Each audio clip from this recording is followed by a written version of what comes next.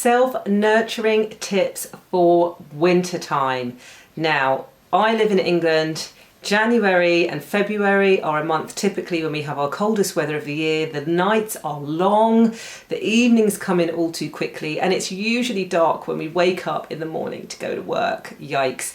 So this is the time of year when inevitably we feel like we want to shut down, we want to hibernate, and we just want to withdraw and become reclusive. And there is nothing wrong with that. I'm here to tell you that that is in fact a good thing. And why is that? Because it therefore gives you the time to start focusing on yourself and put into place some self-nurturing habits. So here are my tips and suggestions for how to make the most of these dreary winter months or winter time to really start focusing on your own needs. Now, the first one of these is you're probably already quite protected of your time if you're freezing cold and you don't want to go outdoors. But the first one is to set your boundaries for yourself. So if you don't want to be going anywhere, seeing anybody, committing to anything, then don't do it. You always have the right to be able to say no and make the choice for yourself that you are going to protect the time that you need for yourself.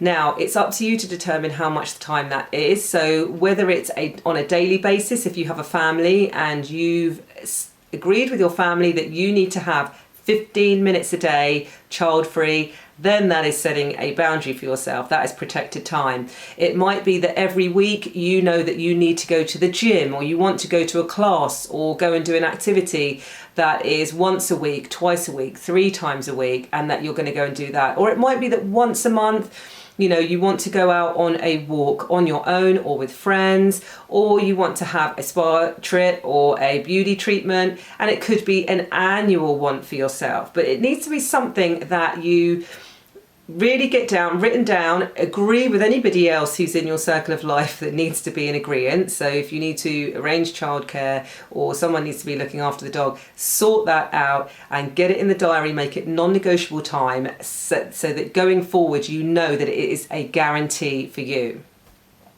Number 2, sorry, that looks rude. Number 2 is to make sure that you are on point in terms of nourishing your body from the inside out. Now, at this time of the year, we've come past our festive season, so Christmas, New Year, often an excuse for all of us to indulge. Why not? Life is there to be indulgent. But we're often now in that phase in January where, we're eating a lot of heavy winter foods, and this is great if they're nutrient-dense things like stews with some vegetables, some protein in them as well. But it's often a time as well where we think we need to get into new habits, but we haven't quite got ourselves there yet. And so we can fall into sort of patterns where we're really eating the things that aren't that good for us. So it's so important to nourish yourself from the inside out, not only for your brain function, for your hormones, for your physical ability, how you look as well, because if you're eating the wrong things, then you are going to be adding excess weight and unhealthy tissue to your body. But also then it's associated to that link to the mind of self-care. So if you can start to clean up your diet, this is a really good time to do it in winter, because if you're going to be shut indoors anyway, self-imposed sort of confinement, then you can start to explore recipes. So look online, get a recipe book from a charity shop, or order one online, or borrow one from a friend. Start to explore with different recipes and start to think about how you can use seasonal vegetables, because these are going to be the vegetables that are, and locally produced would be even better. These are going to be the vegetables that are in their prime at this time of the year, and if they're locally, they're going to have come to you much quicker potentially than ones that have been imported from somewhere else. They are going to be nutrient dense and packed. So have a look at the area that you live in, the country that you live in, and then look at what you can source locally and what is going to really start to nourish you at that time of the year, and then move that through the year. So spring vegetables, summer vegetables, autumnal vegetables, and so on. It's also a great time to go through your cupboards or your pantry if you're lucky enough to have one, and start to get rid of the stuff that you really don't need, that is not serving you in terms of nutrient content. So if you have got loads of stodge or junk left over from Christmas, you make a decision that, you know, you're either going to ration that out for yourself and enjoy 1 or 2 treats a week for however long it's going to last before it hits its sell by date. Or is it something, if you've got a box of chocolates and you've got 5 of them, can you pay that forward? Give that to somebody else, give them a treat. Do you really need 5 boxes of chocolates and the box of biscuits and the shortbread that your auntie gave you? I doubt it. So go through the pantry, clear out all that junk. Use this time to rethink what you're eating and to come up with smarter eating choices. This is also a great time to start thinking about ways that you can expand your enjoyment of life by starting a new hobby or pursuing something you've always wanted to do. The long winter nights where you're sat indoors, do not feel like you are being shoehorned or giving yourself the excuse to sit on the sofa and just watch box sets on Prime, Amazon Prime, or on Netflix. I mean, I have done that too, but you know, everything in moderation. So, you know, make sure that you use this time to start exploring anything that you'd like to do. So have you ever wanted to learn an instrument? Is there a book that you really want to read? Is there a craft you want to get round to? Or is there something in the house that you'd love to do, like create a nice little space for yourself, or fix that cupboard that's been hanging off its hinges? Think about things that you can do that are going to improve your life, either on a daily basis or in that moment of time you assign to it, or that is just basically going to help you grow in some way. These can be things that you do at home, or they can be things that you get out of the house to do. So it's, you know, courses, adult education courses, evening classes, they often start up in September, or you have the second wave that will start up in January. So is there something affordable nearby that you can start to go to that's going to get you out of the house one night a week, that's going to put you in touch with like-minded people that will inspire you because you're now doing crafting or bookmaking together, or tie-dyeing, whatever it is you want to learn to do? Get out of the house or have a think about something that you'd like to try. And this can be a great way of just broadening your horizons and adding a little bit of extra joy into your life. Now, I've talked a lot about being self-confined indoors because that is the tendency when you live in a cold country like England.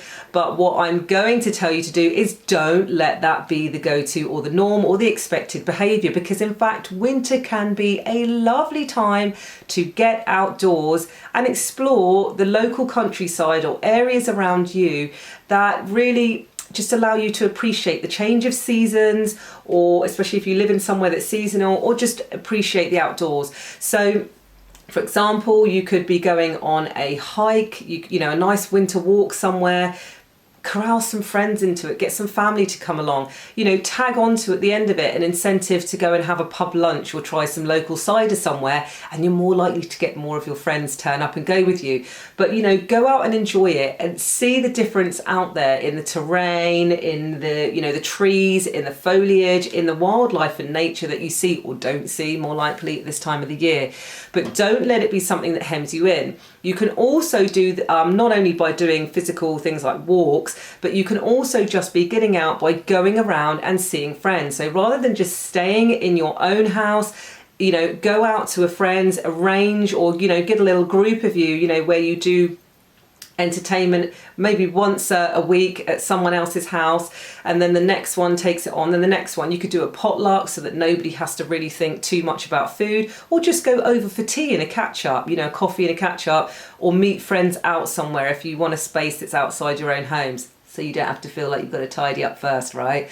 So it's just a lovely way to make time to socialise. Get out of the house, go and see people, or get out in nature, go and do something outdoors. Don't feel like you have to stay indoors all of the time just because it's cold, wet and windy. Now, something that is going to be really valuable this time of the year, and not to sound like a cliche, but it is traditionally thought of as the time of the year for setting aspirations, goals, and, you know, New Year's resolutions. Usually we're in February now actually, so a lot of the time they've already kind of faded away by now. But to really set yourself on the path of what you want or need to do for the year.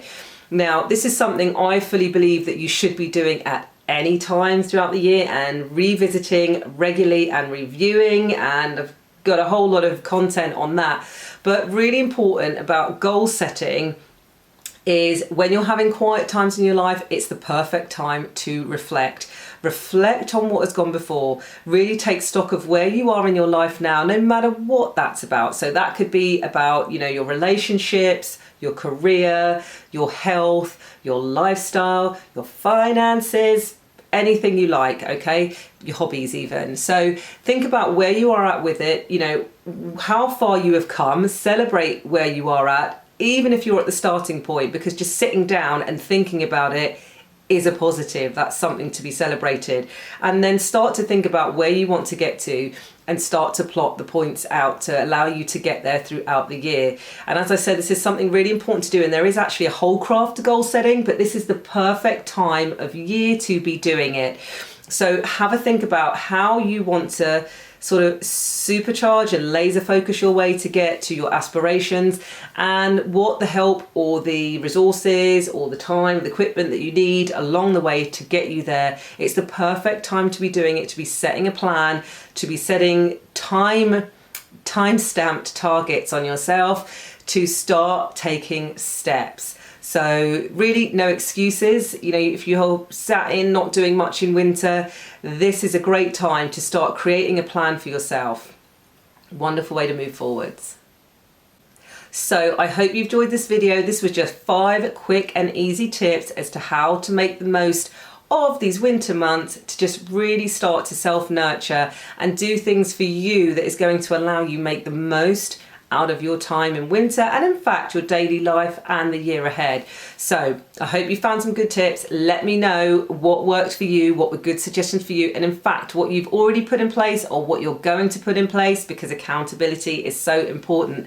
And I thank you for watching, and until I see you next time, I really wish you well.